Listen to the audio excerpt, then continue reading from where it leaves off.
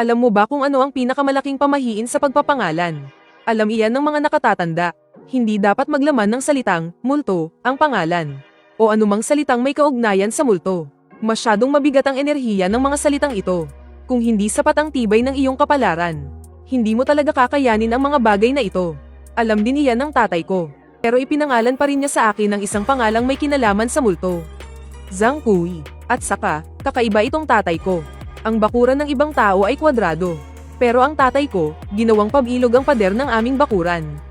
Kapag tiningnan mula sa malayo, ang bahay namin ay parang isang punso ng lupa. Dahil dito, tinawag ng mga taga-nayo ng aming bahay na libingan ng mga Zhang. Isang taon, may dumating na feng shui master sa aming nayon. Sinabi niyang nagkukunwaring marunong lang ang tatay ko. Gumawa raw siya ng isang feng shui na tinatawag na kalangitan at lupa na tumatakip sa buwan. Para na raw siyang gumagawa ng sarili niyang lapida. Maaga o huli, mauubos daw ang aming lahi. Lumabas ang tatay ko at binigyan ng 2 sampal ang taong iyon. Muntik pa silang mag-away. Mula noon, mas lalong ayaw ng makipag-ugnayan ng mga taga-nayon sa aming pamilya. Pero wala namang pakialam ang tatay ko. Sa simula pa lang, hindi na talaga siya nakikipag-usap sa mga taga-nayon. At bihirang-bihira rin siyang lumabas ng bahay. Buong araw siyang nasa bahay at nag-aalaga ng manok. Ang ibang nag-aalaga ng manok ay may pinakamaraming 2 tandang. Pero ang tatay ko, isang buong bakuran ng tandang ang inaalagaan. Walang ni isang inahin. Sabi ng mga tao, ang tandang na inalagaan ng mahigit 5 taon ay hindi na dapat kainin. Pero ang mga manok sa amin, hindi ko na alam kung ilang taon nang inaalagaan. At saka, nag-alaga ang tatay ko ng isang buong bakuran ng manok. Pero hindi niya ako pinakain kahit kailan. Ipinapakain pa niya sa mga manok ang buhok at kuko ko. Mula pagkabata, hindi pa ako nagpagupit sa labas. Ang tatay ko mismo ang gumugupit sa buhok ko. Tuwing gugupitin niya ang buhok ko, binabalot niya ito sa dilaw na papel. At minamarkahan pa niya ng pulang panulat. Pati ang mga naputol na kuko ay dapat ibigay sa kanya. Kapag may nawalang isa, kaya niya iyong hanapin kahit abutin pa ng kalahating araw. Tuwing ika-15 ng lunar calendar, kinukuha ni Papa ang buhok at kuko ko. At inihahalo sa patuka para aipakin sa mga manok. Tinanong ko na si Papa kung bakit niya ipinapakain ang buhok ko sa manok. Sabi niya, Year of the Rooster daw kasi ako. Kapag hinalo raw ang buhok ko doon, mas bibilis daw lumaki ang mga manok. Pero pakiramdam ko, hindi iyon ang totoong dahilan. Kalaunan, 2 beses ko siyang palihim na inoobserbahan at doon ko nalaman. Lumalabas na sa tuwing ipapakain ni Papa ang buhok ko sa mga manok. Lagi niyang kinukuha ang tandang. At inihahagis sa lawa-lawaan sa aming likod bahay. At si Papa, mga 2 o 3 beses sa isang buwan siyang pumupunta sa tabi ng lawa-lawaan. At sa bawat punta niya, naghahagis siya ng isang buhay na manok doon. Hindi ko alam kung bakit. Ang mga manok namin ay napakahirap hulihin. Pero kapag nasa tabi na ng lawa-lawaan, bigla silang natutulala. Para bang tanggap na nila ang kanilang kapalaran. Hinahayaan na lang nilang ihagis sila ni Papa sa tubig. Kung ano naman ang nangyayari sa tandang pagkahulog sa tubig, hindi ko rin alam. At si Papa, sa tuwing maghahagis siya ng manok, nag-aabang lang siya sa tabi ng lawa-lawaan. Walang sawa siyang nakatitig sa tubig. Minsan, umaabot siya ng halos 1 oras doon. Minsan naman, ilang minuto lang siyang titingin tapos babalik na. Hindi ko alam kung ano ba talaga ang tinitingnan niya. Sa pagkakatanda ko, paulit-ulit lang na ginagawa ni Papa ang 2 bagay, ang pag-aalaga ng manok at pagbabantay sa tubig. Ginawa niya yun ng mahigit 10 taon. Hanggang noong 15 anyos na ako. Noong araw na yun, pagka-uwi ko galing eskwela, naabutan ko si Papa na madilim ang mukha at paikot-ikot sa bahay. Paminsan-minsan, sumusulyap siya sa computer. Yung tingin niya, para bang kaaway niya yung computer. Halos gusto na niyang sugurin at basagin yun. Hindi ako nang ahas na huminga ng malakas. Pasikreto akong sumilip sa monitor. Balita pala tungkol sa paglabas ng blood moon pagkalipas ng 3 araw. Noong mga oras na yun, si Papa ay parang baliw na umiikot-ikot lang. Hindi niya man lang napansin na nakapasok na pala ako. Hanggang sa tinawag ko siya ng malakas. Saka lang siya lumingon, na namumula ang mga mata. Sa buong buhay ko, ngayon ko lang nakita si Papa na lumuluha. Pa, anong nangyayari sa'yo? Akmang hahawakan ko na sana siya. Pero bigla na lang niyang hinawakan ng mahigpit ang pulso ko. Tapos, bigla siyang tumalikod. Hindi ko makita kung anong ginagawa niya. Naramdaman ko na lang ang isang matinding kirot sa daliri ko. Pilit kong binabawi ang kamay ko. Pero sobrang higpit ng hawak ni Papa, hindi ako makawala. Nang sa wakas ay nabawi ko ang kamay ko. Nakita kong umaagos na pala ang dugo sa daliri ko. Hindi lang pala sinugatan ni Papa ang daliri ko. Pinigapan niya ito para lumabas ang ilang patak ng dugo. Natulala lang ako at hindi pa rin maintindihan ang nangyayari. Mabilis na sinabi sa akin ni Papa na mag-impake na ako agad. Bumalik ka sa eskwela. Teka, huwag kang babalik sa eskwela. Humanap ka na lang ng kahit anong hotel para matuluyan. Basta hotel, kahit alin pwede. At huwag na huwag mong sasabihin kahit kanino kung nasaan ka. Grabe, gulong-gulo na talaga ang isip ko dahil kay Papa. Bigla-bigla na lang, pinapatuloy niya ako sa kung saang hotel. Hindi pa man ako nakakapagtanong sa kanya. Agad na siyang nagbilin ulit, bago daw ako pumasok sa hotel. Maghanap muna ako ng paliguan at maglinis ng katawan. Lahat ng suot kong damit ay kailangang sunugin. Walang dapat itira kahit isa. Umili ako ng bagong set ng damit, mula panloob hanggang panlabas, at isuot ko agad pagkatapos maligo. Bago ko maisuot ang mga bagong damit, kailangan kong ibulsa itong maliit na telang supot. Itong supot na pilit inabot sa akin ni Papa. Hindi ko alam kung ano ang laman. Ang amoy niya ay parang kakaibang amoy ng naphthalene balls. Pero nang inamoy kong mabuti, parang may mali. Kakatanggap ko pa lang nito. Bigla na lang ibinuhos ni Papa ang lahat ng laman ng bag ko. Habang pinupuno niya ito ng mga gamit, nagbilin siya sa akin. Pagdating mo sa hotel, isarang-sarado mo ang lahat ng pinto't bintana. Hintayin mo ako, pupuntahan kita. Kapag dumating ako ng alas 9 ng umaga, sumunod ka lang sa akin. Pero kung may marinig kang kaluskos mula sa akin sa kalagitnaan ng gabi, kahit anong mangyari, huwag na huwag mong bubuksan ang pinto. Manatili ka lang sa loob ng bahay, ha? Kailangan mong maghintay hanggang tanghaling tapat bago ka lumabas. Sundan mo yung address sa notebook at hanapin mo yung isang tao. Ang taong yun ay ang tunay mong tiyuhin. Basta't makita mo lang siya. Siya na ang baalang mag-ayos ng lahat para sa'yo. Habang papunta ka sa bahay ng tiyuhin mo, huwag kang matatakot kahit anuman ang makasalubong mo. Kung may magtangka talagang hamuli sa'yo, kahit sino pa yan, bunutin mo tong kutsilyo at isaksak mo sa kanila nang walang pag-aalinlangan. Pagkatapos, tumakbo ka agad. Tandaan mo, huwag na huwag kang tatakbo papunta sa madidilim na lugar. Kung may narinig kang gumagalaw sa dilim, huwag mo na lang pansinin. Kapag may nakita kang mga ganoong klaseng tao, umiwas ka na lang. Sapat na yun. Naiintindihan mo ba? Noong mga oras na yun, gulong-gulo ang isip ko. Pa, ano po ba yung mga pinagsasabi nyo? Wala po akong maintindihan ni Katie Ting. At saka, anong ibig sabihin nyo na baka may marinig ako sa inyo sa kalagitnaan ng gabi? Pinigilan ng Papa ko ang pag-iyak niya. Hinawakan niya ang ulo ko at tinitigan ako ng matagal. Walang anumang sabi-sabi, itinulak niya ako palabas ng pinto. Tandaan mo ang mga sinabi ko. Umalis ka na, bilisan mo, hanapin mo ang tiyuhin mo. Sasabihin niya sa'yo kung ano ang nangyayari. Kailangan mong sumunod, ha? Pagkatulak pa lang sa akin palabas, agad niyang isinara at nilock ang pinto. Kahit anong sigaw ko, ayaw niya akong pagbuksan. Wala akong nagawa kundi sundin si Papa. Buong gabi akong nagmadali para makarating sa istasyon sa bayan. Naghanap ako ng motel na matutuluyan. Pagkatapos kong mag-check-in, hindi mapakali ang dibdib ko. May kutob akong may masamang mangyayari. Mahigpit na bilin ni Papa, na maligo raw ako, at palitan lahat ng damit ko. Pero lagpas alas 9 na ng gabi noong nakarating ako sa bayan.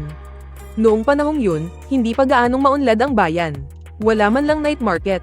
Saan naman ako bibili ng damit? Ilang beses akong nagpaikot-ikot sa kalsada. Maliban sa mga tindahan ng damit, wala nang ibang nagbebenta. Wala na talaga akong ibang maisip na paraan. Kaya naligo na lang muna ako. Itinago ko sa loob ng damit ko yung supot na bigay ni tatay. Yung mga bilin sa akin ni tatay. Kalahati pa lang ang natatapos ko. Hindi ko rin alam kung kailan darating si tatay. Habang iniisip ko, lalo akong natatakot. Palagi kong nararamdaman na mayroong isang bagay na hindi ko makita, na tahimik na lumalapit sa akin. Pero ano naman ang magagawa ko? Pwede lang akong maghintay sa hotel. Hintayin hanggang mag-umaga para makita kung ano yun. Sa huli, pinilit kong magpuyat buong gabi sa hotel. Kinabukasan, tanghaling tapat na, pero wala pa ring anino ni tatay. Dahil hindi dumating si tatay, sinunod ko na lang ang utos niya na hanapin ang tiyo ko. Nakabili na nga ako ng tiket. Kaso, hinarang ako ng sekyo sa istasyon. Bigla kasing nagkaroon ng security check sa istasyon. Nahanap ng sekyo yung self-defense knife na bigay ni tatay. Pilit niyang kinukumpiska. Nagalit ako bigla. Kakaunti lang naman ang bilin sa akin ni tatay. Yung damit nga hindi ko nakuha. Tapos kukumpiskahin pa niya ito. Paano pa ako makakalabas ng Shanghai to? Kaya sinugod ko siya para agawin pabalik yung kutsilyo. Pero binitbit lang ako ng sekyo papunta sa security office nila. Balak sana ng sekyo na tumawag ng pulis. Pero nagsalita ang hepe ng istasyon, bata lang yan, bakit tatawag pa ng pulis? Turuan na lang ng leksyon. At hayaang sunduin ng magulang. Pinaupo nila ako sa security office hanggang sa halos magdilim na. May isang sekyo na pumasok at sumigaw. Kaninong bata to? Lumabas ka na dali, nandito na ang tatay mo para sunduin ka. Bigla akong natigilan. Paano nalaman ni tatay na nahuli ako ng mga sekyu? Sumunod ako sa likod ng sekyu paglabas. Nakita ko si Papa na nakatayo sa may pinto at nag-aayos ng papeles. Tiningnan ko siya mula ulo hanggang paa. Doon ko nalaman na hindi siya ang papa ko. Kailanman ay hindi nagsusuot si Papa ng ganoong rubber boots na pangbukid. Ang lalaking iyon, hindi lang nakasuot ng sirang rubber boots. Yung sapatos niya, parang bagong ahon lang sa tubig. Puro tubig. Yung kamay niya, maputlang mapatla, parang nababad sa tubig. Pagsilip ko pa lang mula sa loob ng kwarto, takto namang lumingon siya at tumingin sa akin. Zing Kui, isasama na kita. Agad akong kinilabutan. Sabi ng mga matatanda, kapag may normal na sumusundo sa iyo, walang sino man ang magsasabing isasama na kita. Tanging mga patay lang na kumukuha ng buhay ang nagsasalita ng ganyan. Sa takot ko, paatras ako ng paatras. Hindi siya ang papa ko. Kahit mamatay ako, hindi ako sasama sa kanya. Pati yung security guard sa registration, natigilan. Paulit-ulit niyang tiningnan at pinagkumpara yung family registry at ID. Kung hindi mo siya tatay, sino pa siya? Bilisan mo na at umuwi ka na kasama niya. Hindi ko po talaga siya papa. Habang paatras ako para magtago, doon ko lang napansin na yung lalaki ay nakatayo mismo sa may anino. Ngumisi yung lalaki, Zhang Kui. Halika rito, nandito na ako para isama ka. Paulit-ulit na bilin sa akin ni Papa. Huwag akong sasama sa mga taong hindi nasisikatan ng araw. At itong taong ito, di ba't nakatayo siya sa may anino? Yung naghatid sa akin palabas ay yung head ng security.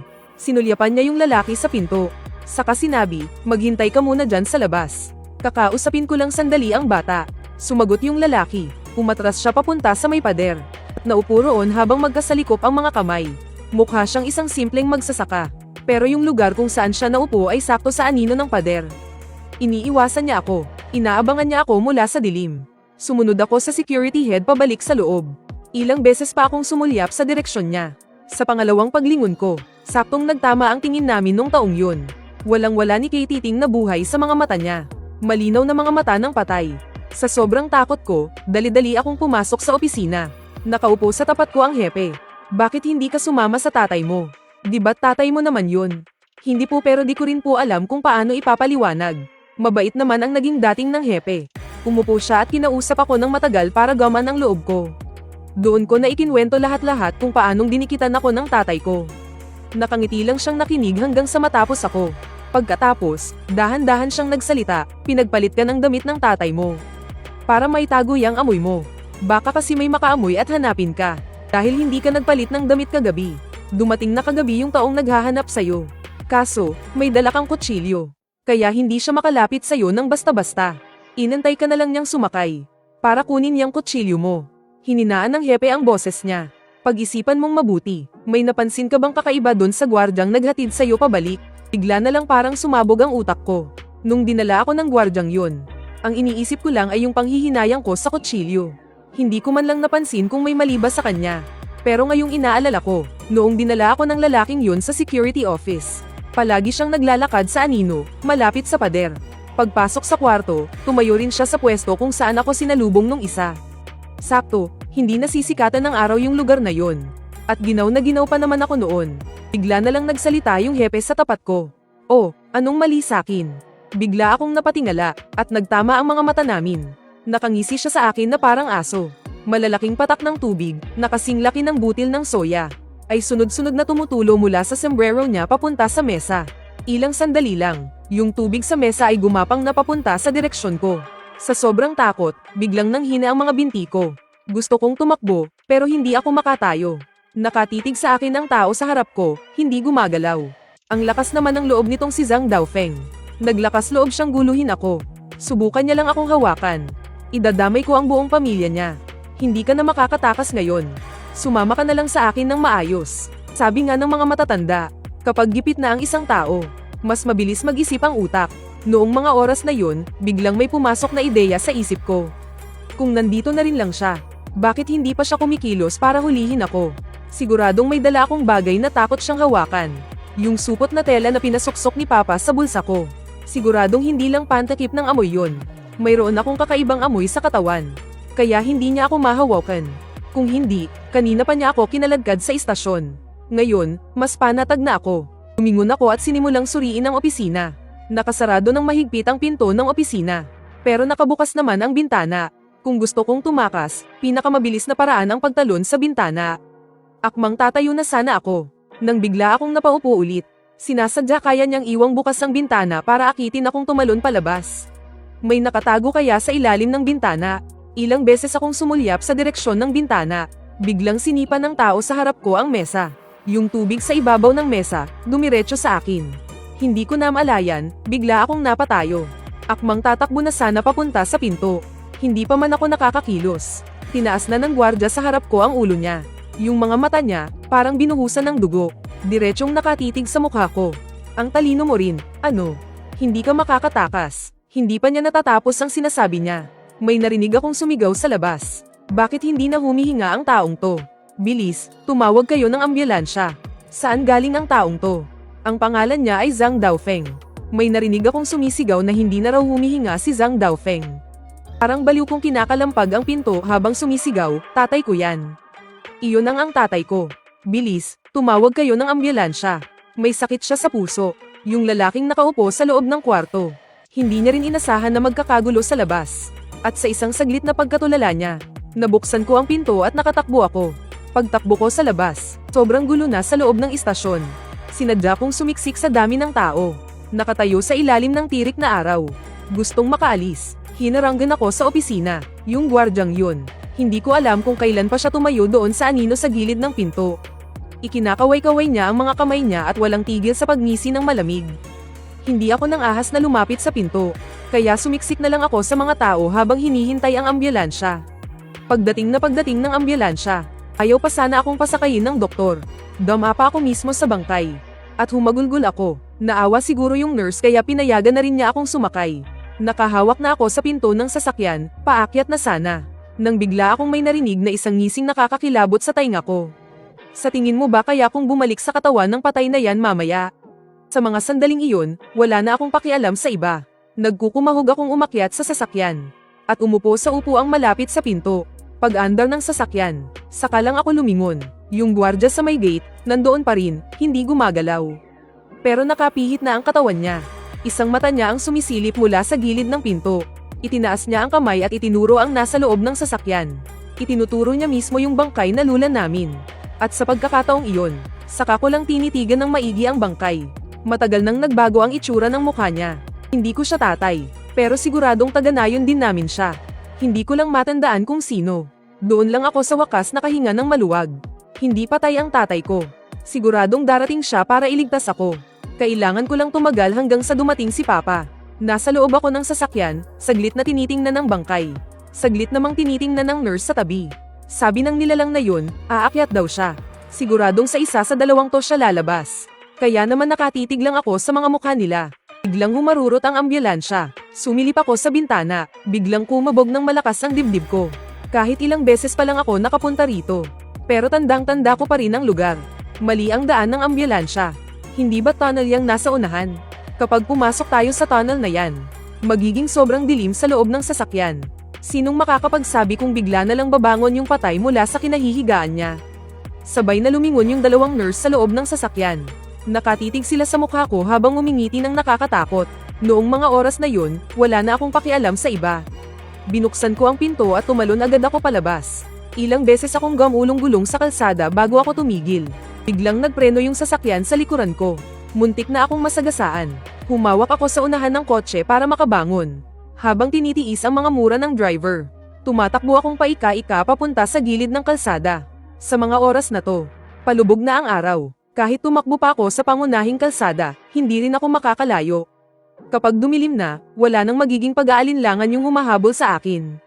Kahit saan ako tumakbo, siguradong maabyutan niya ako. Hindi ko alam kung saan ako tatakbo. At lalong hindi ko alam kung anong gagawin. Saka iisip-isip ko, ang mga salita na lang ni Papa ang natitira sa isip ko. Yung mga bagay na yun, hindi ko nagawa kahapon. Gagawin ko ulit ngayon. Titingnan ko kung makakatakas ba ako sa kapahamakang ito. Nadala na ako sa bayan. Huli na siguro kung tatakbo pa ako pabalik sa mall. Kahit na makarating pa ako doon. Pareho pa rin ang magiging resulta tulad ng kahapon. Kaya naglakas loob na ako. Mabilis siyang sumuot sa katabing pet shop.